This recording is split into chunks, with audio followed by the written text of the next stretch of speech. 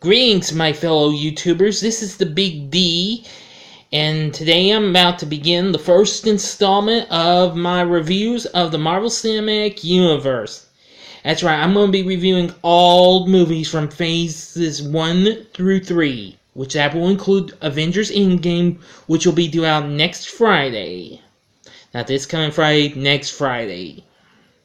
And I do mean next Friday as in the 26th of this month.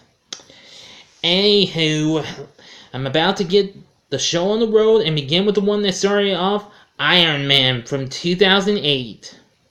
Starring Robert Downey Jr. in the title role and, of course, his alter ego, Tony Stark. Also in the movie is Terrence Howard, who plays his friend, James Rhodey Rhodes. Unfortunately, Don Cheadle would take over that role for the next two movies and his later appearances in other Marvel movies, like more recently Avengers Infinity War. Let's see, and then we got Jeff Bridges as Obadiah Stane, and of course we have Gwyneth Paltrow, I think one of her best roles and best performances I've seen of hers to date, as Pepper Potts, Tony's secretary. Now, of course, this is based on the Marvel Comics character, which you already know that. But anyway, I remember seeing Iron Man when it first came out.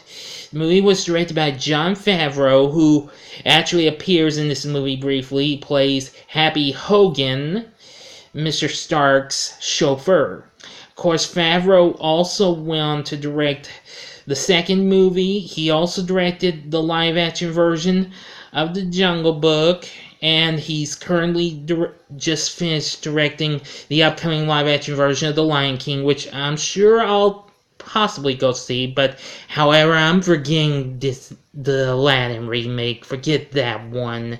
That won't be worth my money. Okay, sorry, y'all. Back to some Iron Man, everyone. Sorry, I had to scratch my head. Iron Man was great when I saw it. The movie's really good, and I really do like the performances of all the characters. Well done by the stars, of course. And,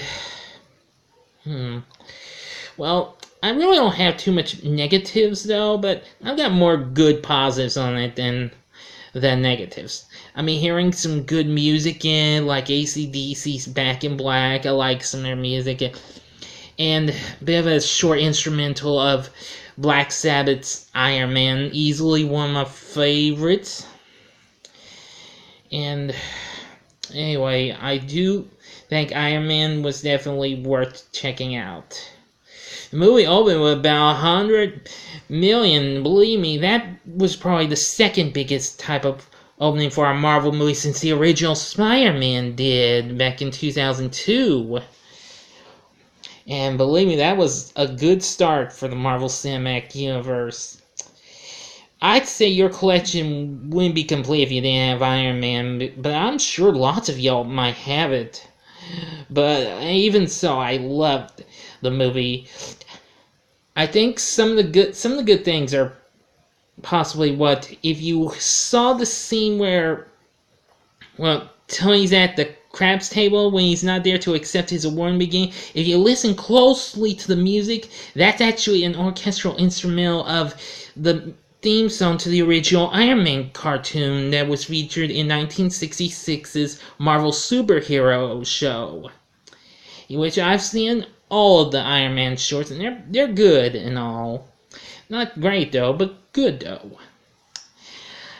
I do like every single performance going through the first act. It was good. I mean, how Tony got his first Iron Man suit and everything, and he does have some memorable lines though, like when he's trying to test his flight and stuff, and it's like turns to a robot that's like a fire extinguisher. He's like, and if you douse me again, I'm going to have you donated to the city college.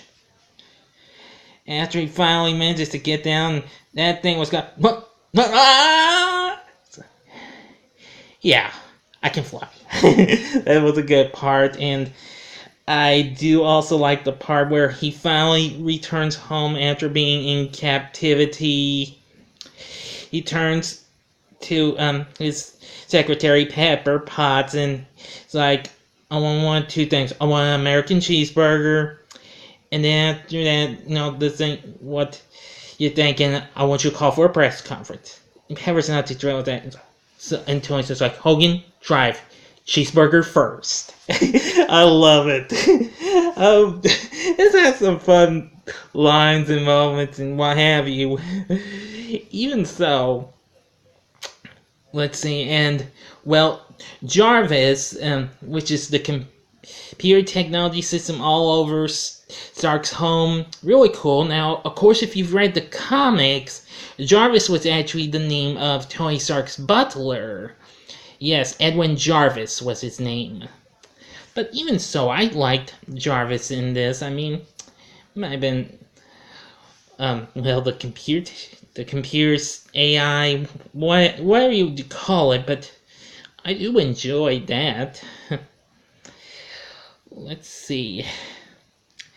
And how he becomes Iron Man when he goes off to stop all those machines and stuff like that, the guns and stuff that had the weapons he had formerly created, and he really didn't want to create weapons anymore. Yes.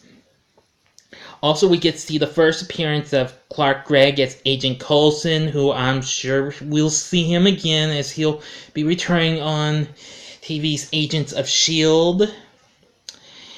And I do like what that stands for in the movies, even though it's a tiny bit different than what it stands for in the comics, though, but still, I do like that, too.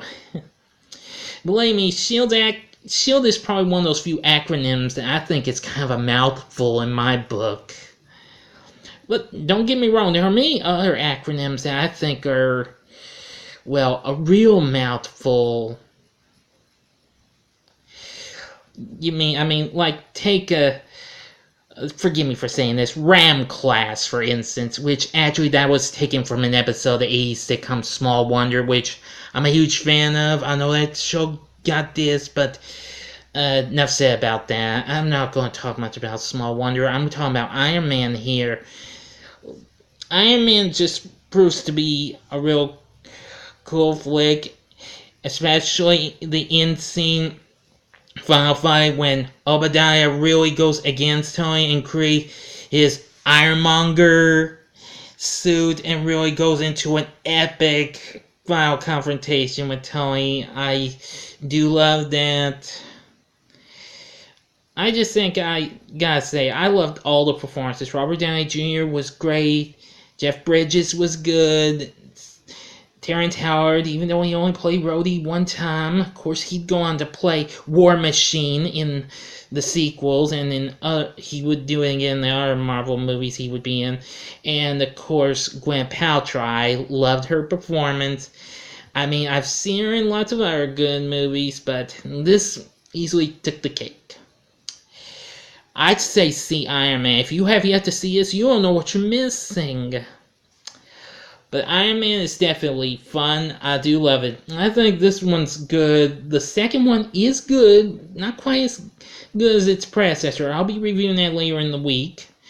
3, on the other hand, well, it's fun and all, but it does have a few downsides, though, unfortunately. I did like it, but it has some downsides, though. But I'm a ways from that one, though. But anyway, that'll do it for my Iron Man review. Next time, it'll be The Incredible Hulk. I am doing these in their order from when they came out.